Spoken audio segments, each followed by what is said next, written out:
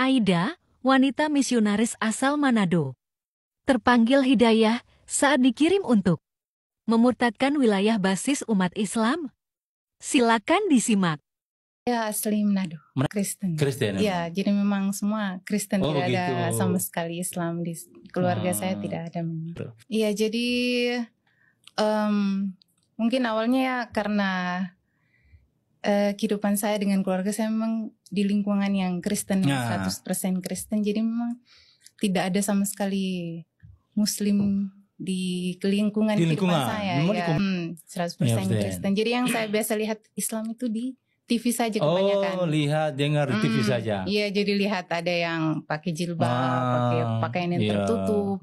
Kemudian orang pergi ke masjid, sholat, atau dengar azan, itu kebanyakan lewat ini TV. Nah, sampai satu kali saya ikut misioneri si 18 ya. Iya, masih sama sekolah langsung ikut ini. Ikut misioneri. Misioneri waktu itu. Jadi saya ikut di kampus 1000 Missionary Movement Indonesia yang ada di Manado. Manado, oh begitu. Itu. Bergabung itu. Iya, saya bergabung. Keinginan kita pribadi saja mau bergabung. Masuk, pelayanan atau begitu. Gitu. Jadi waktu itu kan sebelumnya saya ketemu dengan kakak-kakak senior missionary. Iya. Jadi mereka cerita bagaimana pengalaman pelayanan. Jadi kayak saya tertarik untuk ikut pelayanan. Kita pelatihan di Manado, kemudian disebar ke seluruh Indonesia dari Jawa sampai Papua sini. Begitu. Jadi dikirimnya itu 22 orang. 22 orang? Dikirim setelah pelatihan itu di kampus misi. Itu sekitar 2 bulan ya. 2 bulan, 3 bulan, 2 bulan. 2 bulan, begitu ya. Pelatihan di sana, jadi saya ikut 2 kali, 1 tahun pertama untuk Kristen. Untuk Kristen tapi lebih ke yang bergereja hari Minggu. Oh begitu. Saya kan ini, gerejanya hari Sabtu ya. Sabtu ya. Jadi ini lebih khusus pertama, 1 tahun pertama itu ke yang bergereja hari Minggu. Hari Minggu, oke.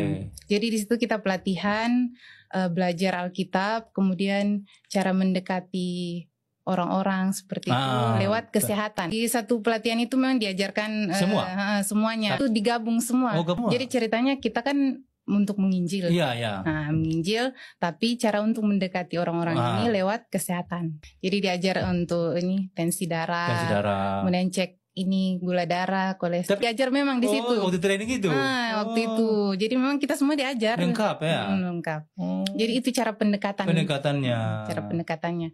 Terus di sana dilatih 2 bulan, kemudian 10 bulan saya dikirim ke Wasior Teluk Wandama pertama. Jadi saya dengan partner saya, disebut partner. Jadi kami 2 orang saja.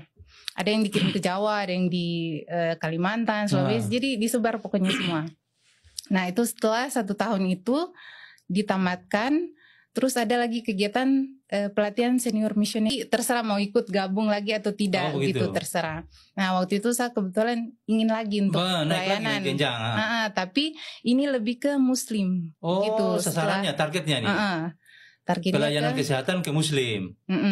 Ke Muslim. Ceritanya penginjilan lah. Nah jadi di pelatihan ini selama 2 bulan sama lagi. Di sini kita disuruh untuk menghafal. Mulai dari sini mulai menghafal ayat-ayat Al-Quran. Iya tapi maksudnya masih yang ayat-ayat pendek saja begitu. 10 bulan. Jadi genap 1 tahun 2 bulan di pelatihan, 10 bulannya langsung dilatih. Terus lanjut untuk ini. Kalau senior biasanya ke Muslim memang. Pelatihannya untuk targetnya ke Muslim.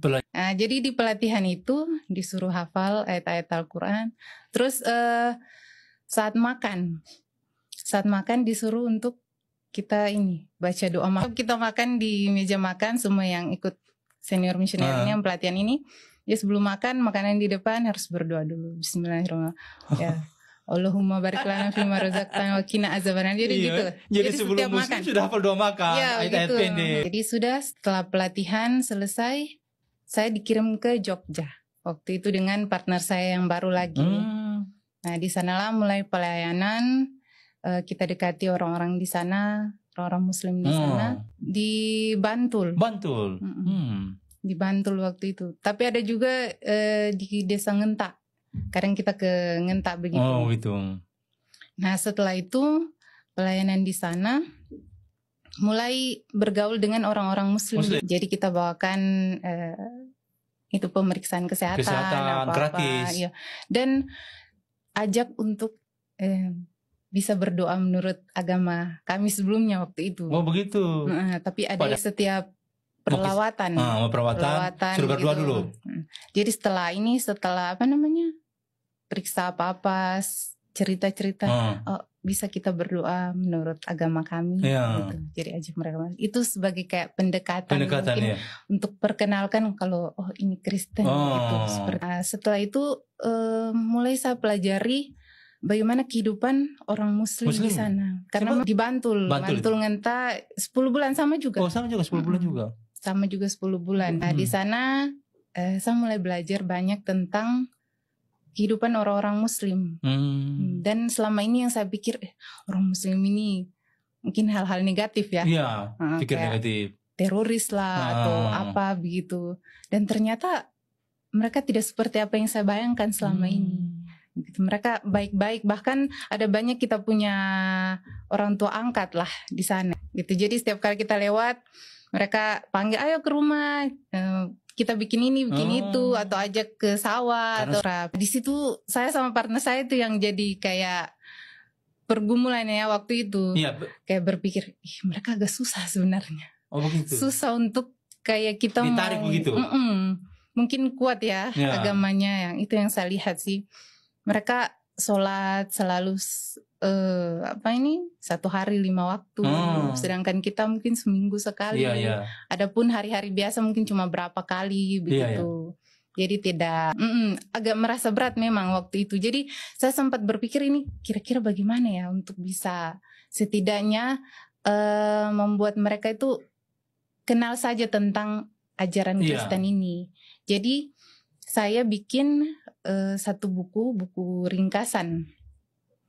Buku ringkasan tentang persamaan Kristen dan juga Islam, Alkitab dan juga Al-Quran. Iya, karena memang kayak saya rasa kayak susah ya untuk jangkau mereka ini gitu. Ringkas tentang persamaan Alkitab, Al-Quran, Kristen dan Islam begitu. Sempat sampai begitu ya? Nah, ya jadi mulai dari situlah saya mulai cari ayat-ayat Al-Quran. Akhirnya mulai ayat-ayat Al-Quran. Mulailah saya kayak tertarik. Justru tertarik mulai. Dan dengan kehidupan juga orang-orang Muslim di sana, bagaimana mereka punya kebaikan kehidupan mereka sehari-hari, kayaknya tertutup. Terus ya mereka yang selalu beribadah ini yang kayak mereka beribadah terus ya. Mereka kayak tidak capek ya begitu. Maksudnya beribadah dari 5 waktu kan. Terus saya bikin buku saku itu ya, buku kecil, ringkas. Jadi mulai dari situlah saya pelajari banyak tentang Islam, tentang ayat-ayat Al-Quran. Nah di situ saya minta bantuan suami saya untuk bantu kasih apa nih masuk. Belum waktu masih itu. LDR. Ceritanya masih. Iya jarak jauh. Jadi tidak waktu itu kita ketemu pelayanan waktu di Wasior, terus pas di kapal kan ketemu, baru kita kayak sharing-sharing begitu. Jadi kita cerita-cerita, berbagilah pengalaman apa-apa, situ mulai kenal. Nah habis itu saya bikin buku ini, sharing dengan suami saya waktu itu, mulai cari referensi-referensi tentang ayat-ayat Al-Quran, tentang ajaran-ajaran Islam itu seperti apa. Dan mulai dari situ sebenarnya saya mulai, ternyata banyak hal yang diajarkan oleh agama Islam ini yang dicontohkan oleh Yesus di dalam Alkitab. Seperti kayak sunat. Betul. Dan bahkan di perjanjian lama itu nabi-nabi sebelumnya seperti Nabi Abraham, Nabi Musa, itu mereka bersunat. Kan itu Allah sendiri yang berfirman ke Abraham waktu itu. Ini adalah satu perjanjian turun-temurun. Adalah sunat ini. Jadi keturunannya itu semua harus disunat. Seperti itu. Dan yang melakukan hal itu hanya Islam. Kristen tidak diwajibkan untuk sunat. Kemudian saya menemukan lagi tentang Yesus dicontohkan di Alkitab itu di saat dia meninggal. Dia meninggal itu dikafani, dan yang melakukan itu hanya orang-orang Islam saja. Jadi kayak saya berpikir, ini Yesus sendiri yang sebagai kita punya Tuhan ajarkan ini, kenapa kita tidak contohi, tidak amalkan begitu. Malah yang amalkan ini orang-orang Islam sendiri. Kenapa kita Kristen tidak? Kayak saya berpikir, ini bagaimana ya? Maksudnya apakah Islam ini adalah agama yang sebenarnya atau seperti apa begitu? Nah setelah itu mulai lagi saya dapat ada beberapa ayat kayak tudung kepala. Di Alkitab kan ada juga. Iya betul. Untuk perempuan itu harus menudungi kepalanya. Jadi yang menudungi kepala juga siapa coba? Itu kan hanya Muslim. Kalaupun yang di Kristen kayak Katolik ada mencontohkan Bunda Maria, yang artinya mungkin sebenarnya Bunda Maria yang dari dulunya itu menutup auratnya. Betul. Jadi dia menutup semua auratnya. Akhirnya dicontohi oleh biarawati ini. Nah, terus soal puasa, Yesus berpuasa selama 40 hari. Di Kristen tidak juga diwajibkan untuk berpuasa. Islam yang diwajibkan untuk puasa. Jadi, dari ayat-ayat perbandingan itu yang buat saya kayak mulai tersadar ternyata apakah agama Islam ini yang benar. Nah, karena kebanyakan yang dituliskan dalam Alkitab diikuti malah oleh diamalkan oleh Islam. Oleh Islam seperti itu. Setahun pergumulan. Setahun setelah tamat itu, kemudian mulai bergumulah sendiri ceritanya kayak di pikiran saya. Berpikir, aduh ini seperti apa? Dan mulai sharing kan dengan suami saya waktu itu. Kita ini bagaimana soal agama ini? Kita cari sendiri di Al-Quran mengenai ceritanya kita mau persamaan. Malah kita temukan ayat-ayat yang sebenarnya mengajarkan kita harusnya seperti itu yang Yesus tunjukkan di dalam. Harus diamalkan itu. Iya, seperti itu. Nah, setelah itu pas di rumah yang jadi saya punya kayak keresahan kembali ke Manado ini, pas di rumah itu kan ceritanya harus beribadah lah, ya kan, harus beribadah di kampung saya. Saya yang pertama ikut misioneri, jadi ceritanya anggota-anggota jemaat gereja itu merasa saya ini yang luar biasa awal-awal ikut ini, jadi harusnya berikan contoh yang baik. Jadi itu kayak waktu saya mulai mulai percaya bahwa agama Islam lah yang benar. Itu saat saya mau masuk gereja itu kayak berpikir, aduh bagaimana ini? Saya ke gereja ini saya mau sembah siapa? Kayak aduh bagaimana ini? Jadi kayak mau ke gereja saya mau berdoa ke siapa? Setelah itu kita sharing-sharing kan selama itu. Habis itu kita berpikir tuh bagaimana kira-kira supaya kita bisa masuk ini Islam, maksudnya tapi jangan sampai banyak kendala atau bagaimana begitu. Nah, tapi sebelumnya itu kita masih simpan. Kita mau cari tempat di mana untuk kita bisa menyampaikan keinginan. Karena memang di sana kan tidak ada. Sudah kan selama 1 tahun itu kita menikah dulu. Kita menikah dulu. Di situ suami pergi ke Sorong. Duluan. Tinggalkan. Ya. Nah, saat saya di gereja kan disuruh biasanya untuk bawakan pelayanan, mungkin bawakan khutbah atau apa, sebut nama Tuhan Yesus bisa ganti jadi Tuhan Allah. Gitu. Begitu. Karena maksudnya sudah mulai percaya tuh kalau Allah ini yang Tuhan disembah. Sebenarnya ya seperti itu. Jadi sempat juga kayak keluarga itu, saya kan kayak ada berapa kali itu tidak masuk gereja karena kayak keluarga itu ini kenapa? Anak ini kenapa? Macam ada perubahan gitu. Ada perubahan gitu. Mungkin ini sudah ada kemasukan setan atau apa gitu. Jadi setelah itu akhirnya pas masuk gereja mungkin saat disuruh berdoa begitu. Saat suruh berdoa ya saya berdoanya pakai nama Tuhan Allah gitu, bukan lagi Tuhan Yesus. Dalam hati saya niatkan, ya Tuhan ini saya doa kepadamu ya, Tuhan Allah ini, Allah ini sendiri, bukan kepada Yesus ya. Nah singkat cerita setelah itu suami saya duluan ke Sorong, Terus dia mulai cari-cari apa namanya? Jaringan. Ya cari-cari orang untuk informasi, belajar lebih untuk ini kita bisa perkuat kita punya iman. Nah setelah itu dia yang masuk duluan di Islam, kemudian saya menyusul. Masuk ke Sorong? Iya, menyusul. Nah itulah proses keluarnya. Yang panjang itu. Jadi kan ceritanya agak takut lah ya, pindah agama begitu. Jadi awalnya itu saya berdoa banyak memang waktu itu. Saya berdoa sama Allah. Waktu itu masih sebut Allah saja karena belum terlalu tahu. Karena belum juga kan ya. Niatnya saja kepada Allah ini saja itu. Jadi ya Tuhan, ini saya mau masuk Islam. Tolong berikan jalan bagaimana. Gitu, minta jalan petunjuk ini. Petunjuk bagaimana kira-kira supaya lancar saja semuanya begitu. Nah, jadi waktu itu saya akhirnya mulai bicara dengan orang tua. Jadi saya bilang bagaimana saya mau masuk Islam. Jadi waktu itu saya mau masuk Islam.